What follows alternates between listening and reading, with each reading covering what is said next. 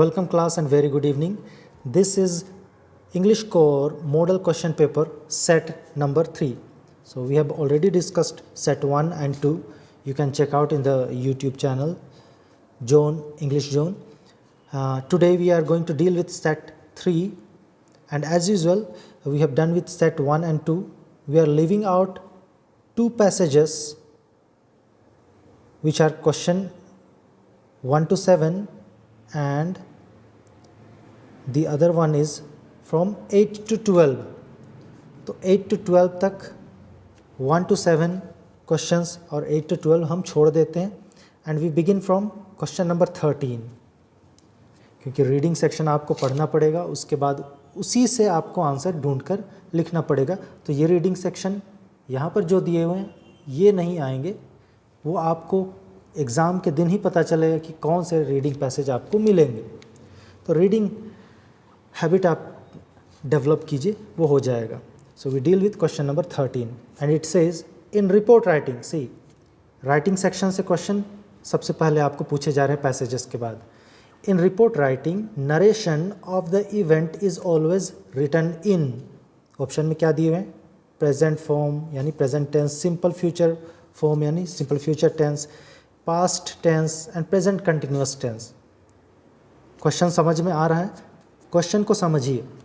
Report writing में जो कुछ भी आप लिखते हैं, रिपोर्ट राइटिंग का मतलब क्या है? जो घटनाएं घट चुकी हैं, बीत चुकी हैं, उन घटनाओं के बारे में हम लिख करके प्रेजेंट करते हैं. तो बीते हुई घटनाओं के बारे जब हम लिख रहे हैं तो हम किस टेंस का यूज़ करेंगे? प्रेजेंट, सिंपल फ्यूचर, पास्ट या फिर प्रेजेंट कंटिन्यूअस? सोचने वाली बात है. घटना बीत चुकी है, that means that event is past, so we have to write it in simple past और इमीडिएट पास्ट फॉर्म में लिखना है. तो ये आंसर हो जाएगा 13 का बी. लेकिन और भी कुछ राइटिंग फॉर्म्स हैं. प्रेजेंट टेंस कब यूज़ किया जाता है? प्रेजेंट टेंस जब आप कहानी लिखते हैं और उस कहानी को ऐसे दिखाते हैं जैसे ये कहानी लाइव चल रहा है, तो प्रेजेंट फॉर्म में लिखी जाती है और पढ़ी जाती है और एक्सप्लेन की जाती है.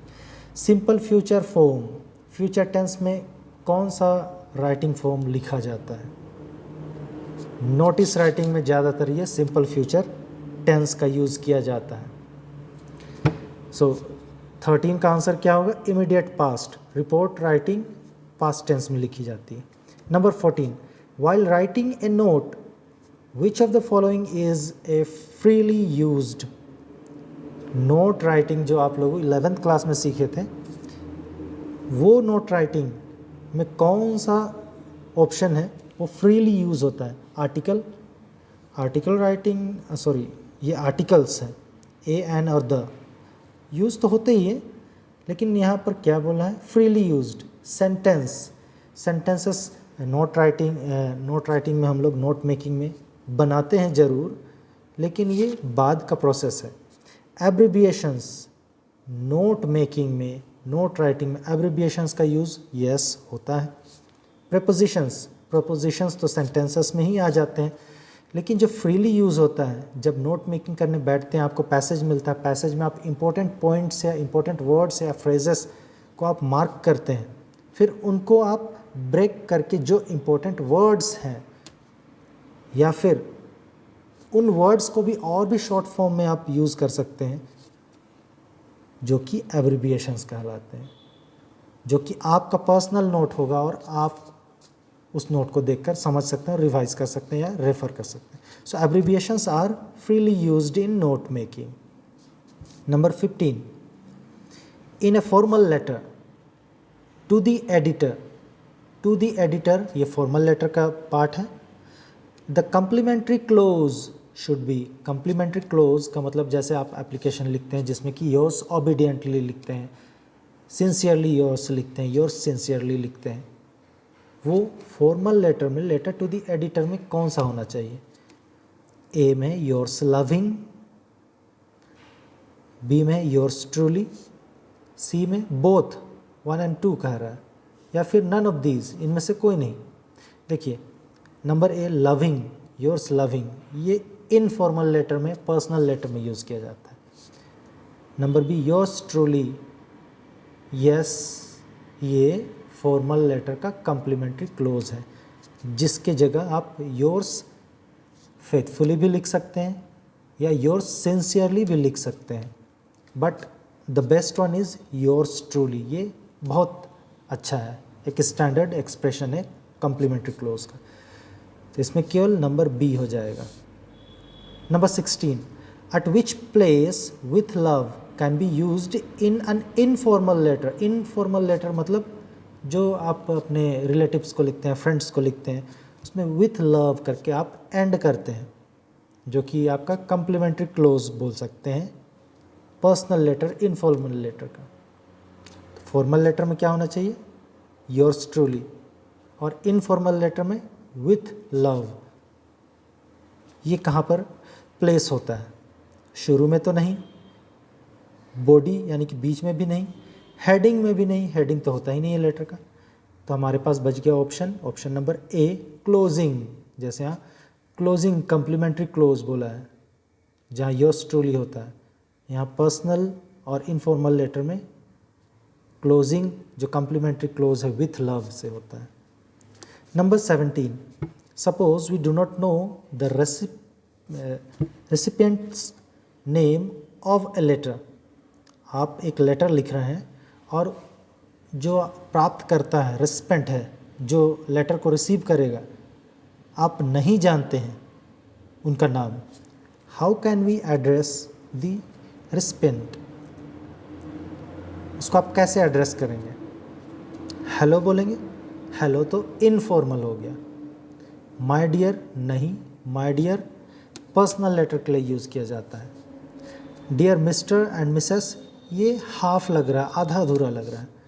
जो आपका परफेक्ट और करेक्ट ऑप्शन होगा डियर सर और डियर मैडम दोनों ही लिख देना, या फिर सर के बाद आप ऑब्लिग लगाने के बाद डियर ना भी लिखें तो डियर सर ऑब्लिग मैडम, ये भी सही होगा। 17 का C. Number 18, who should be kept in mind while writing a good article. Article writing से यहाँ पर आपको क्वेश्चन पूछा गया है। प्लीज़ इग्नोर द साउंड, क्योंकि आपका कॉलेज रोड के बगल में ही है, तो कुछ साउंड्स आते जाएंगे। Question number 18, who should be kept in mind while writing a good article. जब आर्टिकल राइटिंग करते हैं, जो निबंध लेखन है, अच्छे निबंध लेखन के लिए आपको कौन सी चीज़ें हैं जो कि आपको माइंड में रखनी चाहिए। यहाँ पर कुछ ऑप्शंस भी दिए हुए हैं। Number editor of the newspaper, जब आर्टिकल लिख रहे हैं तो आप एडिटर को सोच करके लिखेंगे, नहीं। Owner of the newspaper, newspaper के मालिक को सोच करके क्या आप आर्टिकल लिखेंगे, नहीं। Reader and their mood, yes, जब आप आर्टिकल लिख रहे हैं तो आपको क्या चाहिए, first and foremost thing is your readers should connect with your article, with your words, with your sentences. So you have a relationship with your readers. तो आप आर्टिकल राइटिंग लिख रहे हैं तो आपको अपने रीडर से कनेक्ट होना है, रीडर्स एंड देयर मूड, ये आपका करेक्ट होगा। नंबर डी जो कि इंग्लिश टीचर के साथ कनेक्ट होना है, ये नहीं होगा। Number 19, the heading subject of A notice should. Notice का हेडिंग होता है, जो कि सब्जेक्ट भी बोल सकते हैं हेडिंग को। वहाँ पर हम डायरेक्टली ये नहीं लिखते कि सब्जेक्ट, फिर जो सब्जेक्ट है या जो हमारा टॉपिक है वो नहीं लिखते हैं सब्जेक्ट लिखने के बाद, डायरेक्टली हम वहाँ पर अपना टॉपिक दे देते हैं नोटिस में, तो वो हेडिंग या सब्जेक्ट आप कह सकते हैं। वो कैसा होना चाहिए। नंबर ए ऑप्शन देखिए, नॉट बी देयर, हेडिंग नहीं होना चाहिए बोलता, नहीं, नोटिस में हेडिंग होता है, सब्जेक्ट होता है।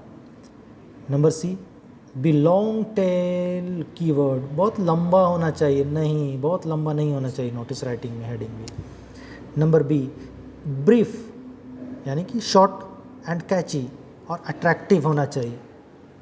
यस, नोटिस राइटिंग में जब भी आप हेडिंग देते हैं या जिस विषय वस्तु के बारे, सब्जेक्ट के बारे लिख रहे हैं, तो बहुत शॉर्ट होना चाहिए। मिनिमम आपका 3 वर्ड्स, 2 वर्ड्स का भी हो तो और अच्छा है। मैक्सिमम आपका 5 वर्ड्स का हो या 4 words, 4 to 5 words, but it should be brief and catchy, eye catchy, attract करना चाहिए रीडर को जो नोटिस देखने के लिए जा रहे हैं, तब वो जानेंगे कि yes this is notice, observe it, notice it. Number 20, where is the salutation placed in a notice. Notice में सैल्यूटेशन कहाँ होता है? सबसे पहले तो याद कीजिए नोटिस के फॉर्मेट को। नोटिस में क्या सैल्यूटेशन यानी कि dear sir, dear so and so होता है क्या? यहाँ पर आपको ऑप्शन भी दिया हुआ है, just above the date, date के ऊपर, just below the date, date के नीचे, along with the date, date के साथ में, ये तो बिल्कुल भी नहीं होंगे। लास्ट नंबर डी पढ़ते हैं, there is no need to write salutation in a notice. Yes, notice में सैल्यूटेशन बिल्कुल नहीं होता। Salutation is the part of letter writing. बहुत कंफ्यूज हो सकते हैं आप लोग, बहुत लोग। नंबर 20, क्वेश्चन को ठीक से पढ़िए, इसीलिए क्वेश्चन को ठीक से पढ़ेंगे, समझ के पढ़ेंगे तो ऑप्शन में आप कंफ्यूज नहीं होंगे। Which fear of his life does Douglas talk about in the essay. यहाँ पर इन दी ऐसे बोला है तो आप कंफ्यूज मत हो जाइए, ये आपके चैप्टर से लिया गया है जो आपका फ्लेमिंगो और विस्तास है, तब यहाँ से शुरू होता है आपके लिटरेचर पोर्शन से। डॉगलस, बार बार मैं आप लोगों को बता रहा हूँ, डॉगलस का पूरा नाम क्या है? William Douglas. और विलियम डॉगलस किस चैप्टर के मेन कैरेक्टर हैं? Deep water. डीप वाटर में क्या होता है? As the title suggests us, there is something about water and water is deep, पानी गहरा है तो डूबने का खतरा है। So fear of water, this essay talks about fear of water, जिसमें कि विलियम डॉगलस स्विमिंग भी लर्न करता है। Number 22, how old was Douglas when he decided to learn to swim. William Douglas कब ये स्विमिंग करना सीखा? एक बार तो वो बचपन में डूबने से रह गया। कहाँ पर? बीच कैलिफोर्निया। और फिर जब ये सीखना शुरू किया, कैसे सीखना शुरू किया? ही हायर्ड एन इंस्ट्रक्टर, एक इंस्ट्रक्टर के पास गया और ट्यूशन लेना शुरू किया। And he was at the age of 10 और 11। बुक में आपका ऐसा ही दिया हुआ है, 10 भी नहीं 11 भी नहीं, लेकिन 10 और 11 दिया हुआ है, देख लीजिएगा। Which attitude of Mister Hamel surprised Franz. अब ये मिस्टर एम हैमल और फ्रेंच किस चैप्टर से है? ये लास्ट लेसन। और उसमें एम हैमल टीचर हैं, क्या पढ़ाते हैं? कौन सा सब्जेक्ट? French subject. और फ्रेंच स्टूडेंट है। और फ्रेंच जब अपने क्लास के लिए लेट हो गया, एम हैमल क्लास में ऑलरेडी पढ़ा रहे हैं, और हमेशा की तरह फ्रेंच सोचता है कि आज मैं फिर से क्लास लेट हो चुका हूँ, क्या एम हैमल मुझे डांटेंगे, रूडली व्यवहार करेंगे, स्ट्रिक्टली कुछ पनिशमेंट मिलेगा? नहीं। सो ये एटीट्यूड एम हैमल का था। But today since it is the last class, French से एम हैमल बहुत सॉफ्ट और काइंड हार्टेड बिहेव करते हैं। सो at the last day, in the last day, attitude of M. Hamel was soft and kind, and this surprises French.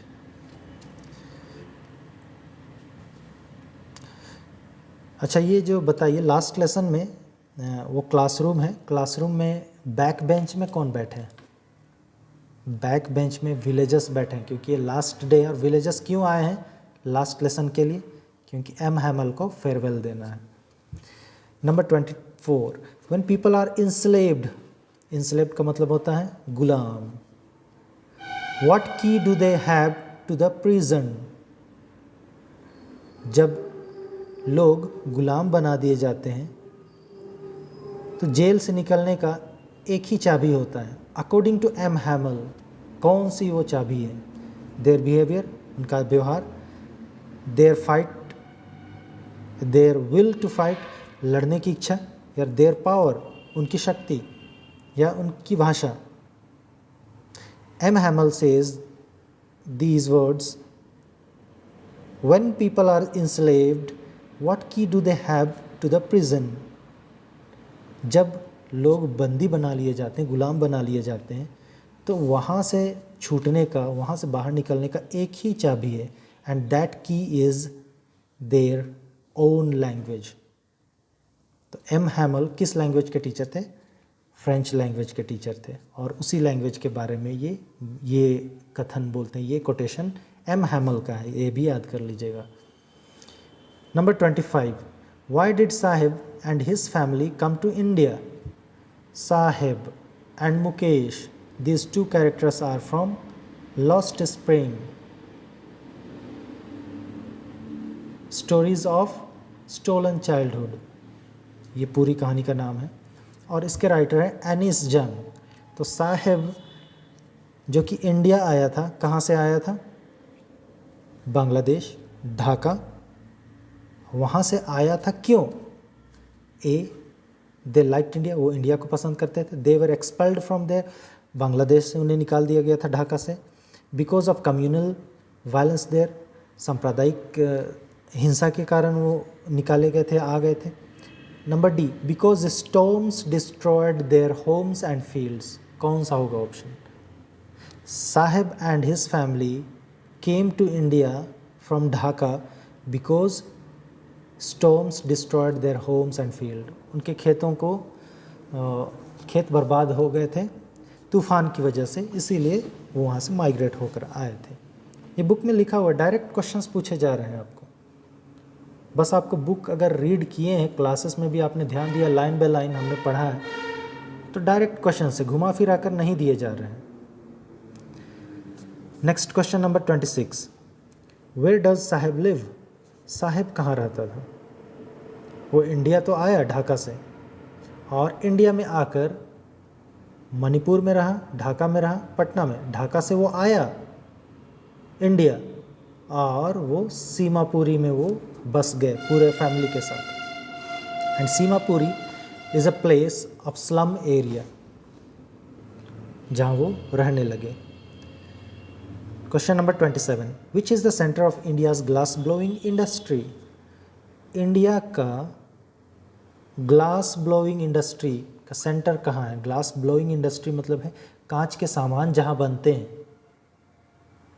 और वो India का central part है जहाँ ग्लास का काम होता है। कांच का कुछ भी चीज़ बनाया जाता, चाहे वो बर्तन हो या फिर श्रृंगार के रखने के शो आइटम्स हो, तो ग्लास का काम कहाँ होता है? फिरोजाबाद, याद रखिएगा। यहाँ पर फिरोजपुर भी नहीं, औरंगाबाद भी नहीं, फरीदाबाद भी नहीं, Firozabad. Next number 28, in what kind of house does Mukesh live? देखिए यहाँ पर पूछा गया था इसके पहले साहिब के बारे भी, अब यहाँ मुकेश के बारे पूछा जा रहा है। मुकेश किस तरह के घर में रहता था? बड़ा घर, बिग हाउस, स्मॉल हाउस, छोटा घर, हाफ बिल्ट हट, हट का मतलब होता है झोपड़ी, और ए हट, एक झोपड़ी में रहता था, या बड़े घर में या स्मॉल घर हाउस में। वो एक झोपड़ी में रहता था जो कि हाफ बिल्ट था, झोपड़ी भी टूटा फूटा था, बहुत मिजरेबल कंडीशन में। और yes, it was also like a slum area. Question number 29, what symbol from nature does the poet use to prove that keeping quiet? देखिए यहाँ कीपिंग क्वाइट पोएम है आपका, वहाँ से पूछा जा रहा है। और क्या पूछा जा रहा है? सिंबल फ्रॉम नेचर, नेचर से क्या क्या सिंबल? पोएट कौन है कीपिंग क्वाइट के? पैब्लो नेरूडा। पैब्लो नेरूडा कौन से सिंबल को लिए हैं जो कि टोटल इनएक्टिविटी को दिखाता है? Not total inactivity. Sun, soil, sun का तो जिक्र ही नहीं हुआ है, सोइल का भी जिक्र नहीं हुआ है। अर्थ एंड नेचर एंड अर्थ, ये दोनों उस पोएम में जिक्र किया गया है, तो ये दोनों बी एंड डी में से कोई होगा। अर्थ यहाँ भी है, अर्थ यहाँ भी है। मोस्ट सूटेबल आपको ऑप्शन चुनना है, क्योंकि दो ऑप्शन ऐसे होंगे जो आपको हमेशा हमेशा डाउट में डाल देंगे। कीपिंग क्वाइट में हम किस चीज़ के बारे में बात कर रहे हैं? नेचर के बारे में बात कर रहे हैं। यस, नेचर के साथ साथ अर्थ के बारे में भी हम बात कर रहे हैं कि earth is the best teacher who teachers what is keeping quiet, क्योंकि अर्थ कीपिंग क्वाइट करती है, शांत रहती है और हमें नेचर से कुछ लेसन्स देती है कि शांत रहना है और शांत रहते रहते चुपचाप काम करते जाना है, और नेचर भी ऐसे चुपचाप शांत होकर के काम करती जाती है. So the best option will be nature and earth. Number 30, this is also from keeping quiet poem. Fisherman in the cold sea would not harm, ये बार बार पूछा गया है ये. तो fisherman in the cold sea would not harm whales, ये तो पूरे लाइन से ही डायरेक्ट लिया गया है. मैं आपको बार बार बोल रहा हूँ कि आप अगर पोएम याद नहीं है आपके पोएम्स तो आप रीड कीजिए, अभी भी टाइम है, लाइंस रीड कीजिए. आपको लाइंस से डायरेक्ट आपको क्वेश्चन दे सकता है. अगर आपको लाइंस याद नहीं है तो आप नहीं कर पाएंगे. Question number 31, why was mother's face pale. देखिए ये भी आपके पोएम से ही है. अगर आप पोएम के लाइंस नहीं पढ़ेंगे, लाइंस को पढ़ करके नहीं समझेंगे, अभी भी टाइम है, आप कर लें, क्योंकि इससे कम से कम 8 क्वेश्चन तो पोएम से आ ही रहे हैं. 8 नंबर ऐसे ही न मत जाने दीजिए. पोएम्स बहुत छोटे छोटे हैं, लेंथी नहीं है. केवल एक पोएम थोड़ा सा लंबा है, an elementary school classroom in a slum, जो कि आपका एसएस यानी कि स्टीफन स्पेंडर के द्वारा लिखा गया. अब ये बताइए ये किस पोएम से लिया गया है. वाई वॉज मदर्स फेस पेल. पेल का मतलब फेड येलो कलर. माँ का चेहरा क्यों ऐसा फेड येलो कलर का हो गया था. ड्यू टू हर एज, उम्र के कारण. ड्यू टू लॉनलीनेस, अकेली रहती थी. ड्यू टू हर इलनेस, बीमार थी. As her daughter was going away, क्योंकि उसकी बेटी दूर जा रही थी. ये पोएम का नाम पहले बताइए. मदर मदर ऐसा कोई पोएम है आपके बुक में. My mother at 66, who is the poetess. Kamala Das. My mother at 66, उसकी डॉटर कमला दास अपनी मदर के बारे लिखती हैं, और उसके टाइटल में ही माई मदर एट 66, एज के कारण उसकी मदर का क्या हाल हो रहा है वो उसमें जिक्र किया गया है. तो ये ड्यू टू हर एज इसका करेक्ट ऑप्शन होगा. Question number 32, what is poets childhood fear. Poet का चाइल्डहुड फियर क्या है. माई मदर एट 66, कमला दास उसमें जिक्र करती हैं कि उनकी मदर 66 ईयर्स एज में हैं, और ये देख करके उसके बचपन का एक डर, चाइल्डहुड फियर सामने उसके माइंड में आ जाता है. And that fear was losing her mother for ever. सभी को ऐसा डर लगता है कि हमारी माँ हमसे दूर ना चले जाए. और now when her mother is at the age of 66, poetess Kamala Das thinks that her mother may not die. Her mother might not die, कहीं मर ना जाए और हमेशा के लिए दूर ना चली जाए. So it is the childhood fear of losing her mother for ever. Question number 33, identify the literary device in. Literary device के बारे में मैं बार बार आप लोगों को हर पोएम के बाद या पहले पढ़ा चुका हूँ. फिर कुछ स्पेसिफाइड लिटरेरी डिवाइसेस हैं, उन्हीं में से ये आया है. देखिए सिमिली भी हो चुका है, मेटाफर भी कर चुके हैं, एलिट्रेशन भी मैंने बताया, पर्सनिफिकेशन भी एग्जांपल्स के साथ मैंने बताया है. आपके पोएम्स में से कोई भी लाइन ऐसा दे दिया जाएगा जिसमें कि ये लिटरेरी डिवाइस यूज़ होंगे. तो जितने भी लिटरेरी डिवाइसेस आपको बताए गए हैं क्लासेस में, मैंने भी आप लोगों को बताया है, आप कंसेप्ट क्लियर करके रखिए. लाइक रूटलेस वीड्स, ये कौन सा लिटरेरी डिवाइस है. लाइक रूटलेस वीड्स, वीड्स मतलब खरपतवार जो अनवांटेड ग्रास है. बिना जड़ के घास के समान, जब यहाँ लाइक लग जाता है कंपेयर किया जा रहा है के समान, सिमिली और मेटाफर में ही होगा, एलिट्रेशन में पर्सनिफिकेशन नहीं होगा. सिमिली कंपैरिजन किया जाता है, जैसे कि लाइक या फिर एज भी लिखा जाता है तो सिमिली हो जाएगा. मेटाफर में एज और लाइक नहीं होता है, इतना क्लियर रहिए, क्योंकि डाउट होता है ये सिमिली और मेटाफर में. सिमिली में एज और लाइक होता है,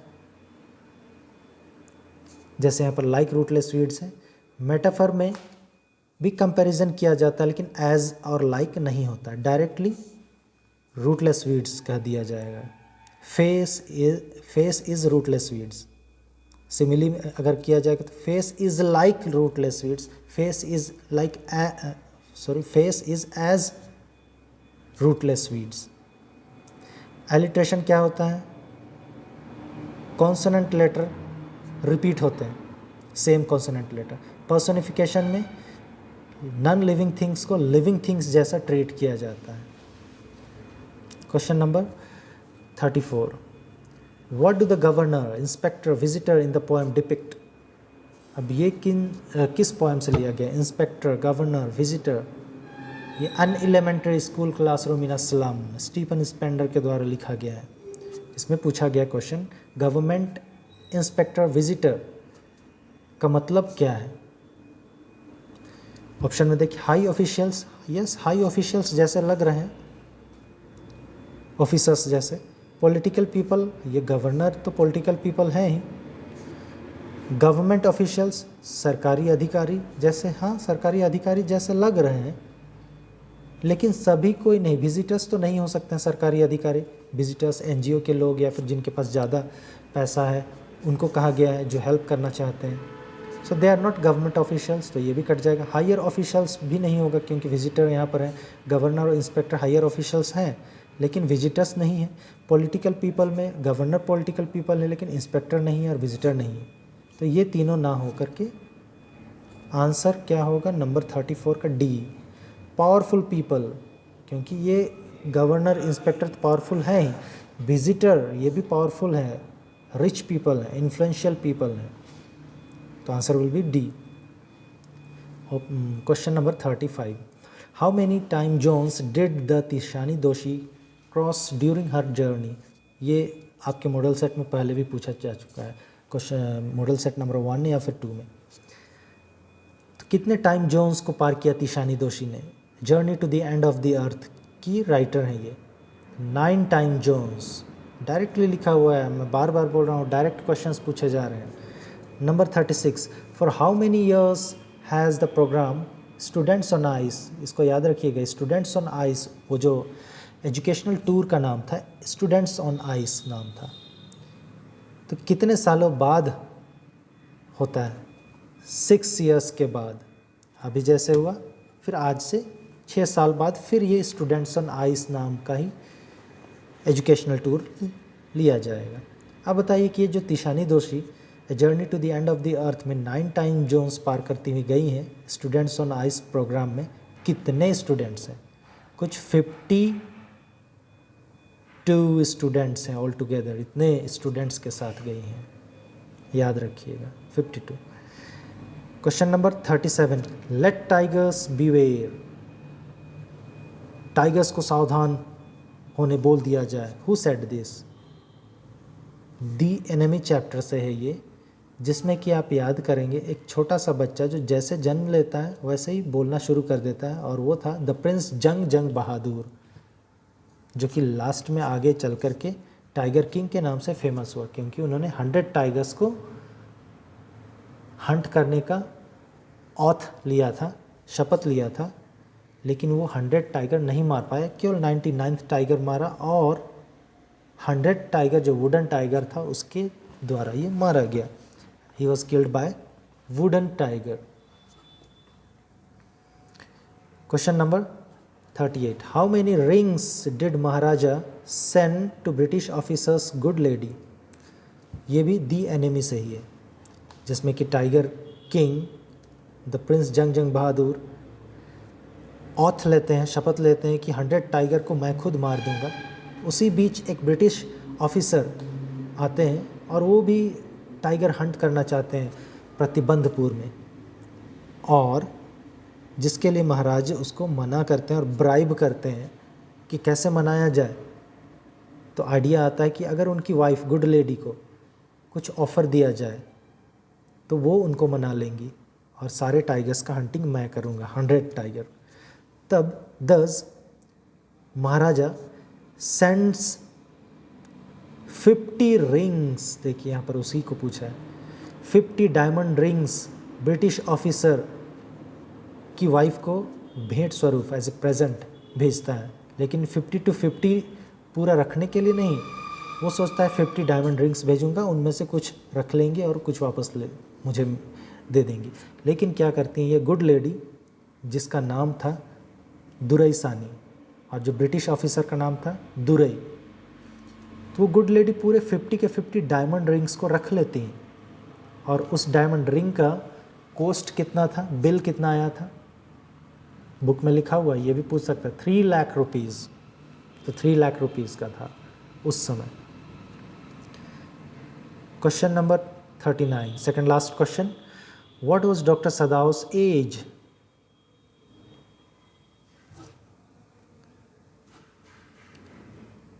सॉरी, इसके पहले जो भी 38 एंड 37 ये टाइगर किंग चैप्टर से है, यस टाइगर किंग चैप्टर से। अब ये 39 ये दी एनिमी से है। What was doctor Sadao's age when he had been sent to America? Doctor Sadao the enemy chapter से हैं, और इसे जब अमेरिका भेजा गया किस चीज़ की स्टडी करने के लिए? सेट 1-2 में आपका जिक्र है, मेडिसिन एंड सर्जरी की पढ़ाई के लिए अमेरिका गया। और वो जो भेजा गया था जिस एज में, वो थे 22 साल की उम्र में उसे अमेरिका भेजा गया डॉक्टरी की पढ़ाई के लिए। और अमेरिका में जाकर किससे मुलाकात हुई उसकी, जिससे उसकी शादी हुई? हन्ना, जो कि वो खुद भी जापानीज़ थी। Last question number 40, in whose bedroom did doctor Sadao carry the wounded man? The enemy chapter में डॉक्टर सदाव को एक व्यक्ति मिलता है सी कोस्ट के बगल में घायल अवस्था में, वुंडेड मैन, और डॉक्टर सदाव और उसकी पत्नी वाइफ हन्ना उसे अपने घर पर लाते हैं ट्रीटमेंट के लिए, और किसी एक के बेडरूम में रखते हैं। किसके बेडरूम में? वहाँ पर लिखा हुआ है, बच्चों के बेडरूम में तो नहीं, अपने बेडरूम में भी नहीं, अपनी मदर के बेडरूम में भी नहीं, एक खाली बेडरूम था, empty bedroom, and that bedroom belong to doctor Sadao's father, and since his father is dead now, he is no more, that bedroom is empty, and doctor Sadao takes that wounded man into the bedroom of his father. तो ये था आपका set number 3। तो इस तरह के questions आपको आ सकते हैं, यही मॉडल क्वेश्चन पेपर में आपको बताया गया। तो मैं आपको बोल रहा हूँ डायरेक्ट क्वेश्चंस आ रहे हैं। अगर आपने स्टोरी लाइन बाय लाइन पढ़ा है, अभी भी समय है, अगर आप पोएम लाइन बाय लाइन पढ़ लेते हैं तो पोएम से कम 5 क्वेश्चन तो आप करेक्ट करके ही आएंगे, और बाकी आपके लिटरेचर सेक्शन से भी ज़्यादा क्वेश्चन है। और 13 नंबर से आपके क्वेश्चंस शुरू हो रहे हैं, राइटिंग सेक्शन, लिटरेचर और पोएम के। तो बाकी आपको 13th 12th क्वेश्चन तक आपके रीडिंग सेक्शन से ही, रीडिंग पोर्शन से है। आप जितना अच्छा रीड कर पाएंगे उतना अच्छा आप आंसर आप फाइंड आउट कर पाएंगे। So be prepared in this method. आपको अभी तक पता चल चुका है कि किस तरह आपको तैयारी करनी चाहिए। बाकी जो सेट 4 एंड 5 है, मैं कोशिश करूँगा कि एग्ज़ाम से पहले आप लोगों को बता दूँ। Thank you.